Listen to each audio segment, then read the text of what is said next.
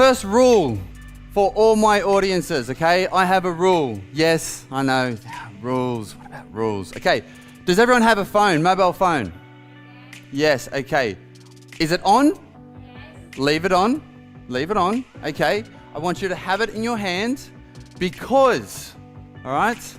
Because I'm going to put up several things during my talk. And I've only got 40 minutes, maybe 39 now, and I'm going to squeeze as much as I can into it. And I want you to take away from this talk as much as you can. Because this talk's not about me, okay? It's nothing to do with me. It's all about you. I'm here to provide you value. Who wants a bit of value for tonight? Yeah? All right. So make sure your mobile phone's on. Make sure you've got the camera or the video ready. Okay, I'm not shy. Just be careful that flash is not too bright, you know, shine off the top of the head. But there's a second rule. I've got a second rule, okay? The second rule is, if your phone rings, I get to answer it. Yeah? I said that once and it actually rang and the woman was mortified. My entire life as a kid, I grew up a little bit south of London. You get to Brighton, you go even further south and you keep going south and then spin around the other side of the globe in Australia, if you didn't notice. The bald head gives it away all the time, yeah? So I grew up in Australia as an elite soccer player, or footballer, as you call them over here, okay? And I grew up with this attitude that I could achieve anything. And I thought, whatever I put my mind to, I could accomplish. And then I got to about 15 and realized it doesn't work like that. Just because you have a positive attitude and just because you work your backside off doesn't mean that you're successful. We see that in our adult lives, yeah? Okay, it doesn't quite equate. But does that mean you don't choose a positive attitude? Of course not. We need that because it gives us an opportunity to be successful. Having a positive attitude is a choice. It's a choice. And this is the equation that happens in every situation in life, not just when your toe's about to fall off in the Sahara desert, but anything in life. There's a stimulus, all right? Then you choose your attitude and then you take action. This is an example of me and how I choose my attitude because we've covered the Marathon des Sables, okay? I ran through the desert, my first ever running race. As you can tell, I finished, I'm here, I'm still alive. Nothing? No, I ran 6 marathons in 7 days through the Sahara desert. I don't even get a clap. These guys are tough. What else do I have to do to get an applause? 1, 2, no. So it's fine to choose it, but in that moment when there's a stimulus to choosing your attitude, there's a gap, yeah? Dropping that glass, that gap between a stimulus and choosing your attitude is milliseconds. Other times, it's minutes.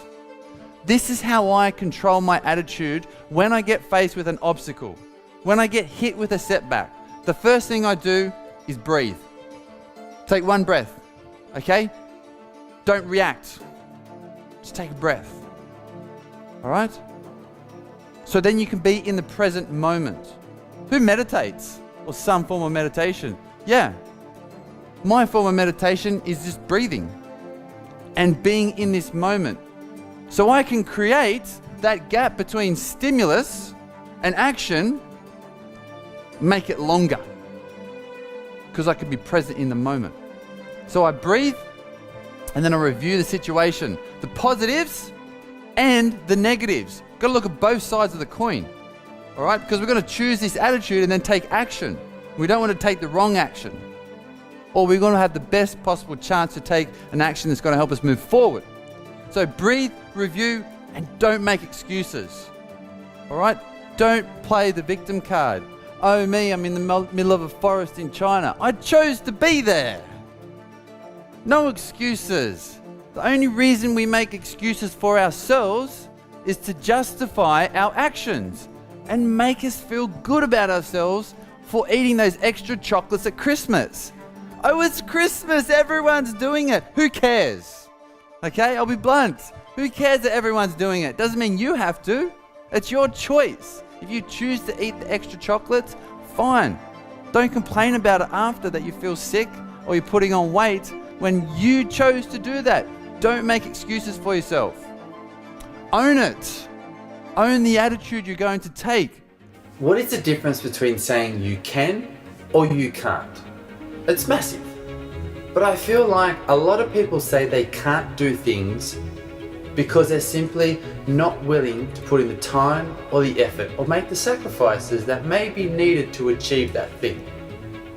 So next time, instead of saying, I could never do that or I can't do that, actually think about it's not the fact that you can't, you're just not willing to put in the time or the effort to even understand how to do it or then to put in the hard work to actually achieve it. There's a difference between saying I can't and I'm not willing to put in the effort or the time or understand how. Think about that before you say I can't do something. Failure plus reflection equals knowledge. Is that fair? Failure plus reflection equals knowledge.